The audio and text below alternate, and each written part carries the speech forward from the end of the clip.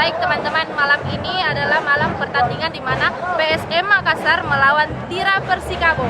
Dan sekarang saya berada di Stadion Andi Matalata Matalangi.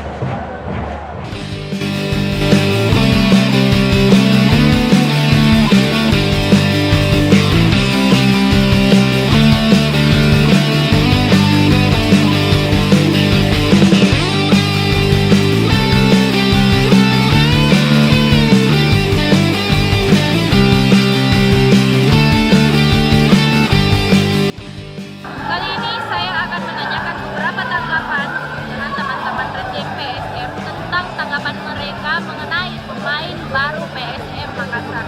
Mau tahu apa jawaban mereka? Ikuti saya terus. Oke, sekarang saya lagi bersama Ibra, Menteri Luar Negeri Redgeng PSM.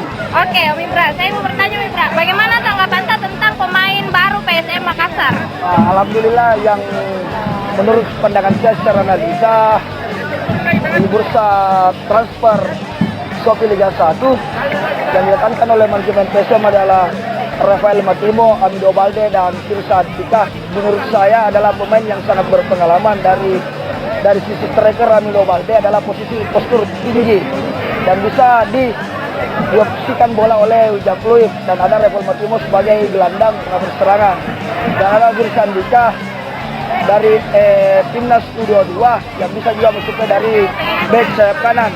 Dan harapan saya semoga pemain yang ditekankan oleh manajemen PSM di bursa transfer bisa mengangkat performa tim, dan utamanya PSM Makassar berada di jalur juara Shopee Liga 1. Amin. Amin ya. Sekarang saya bersama mitra kerja dari Elazon ID.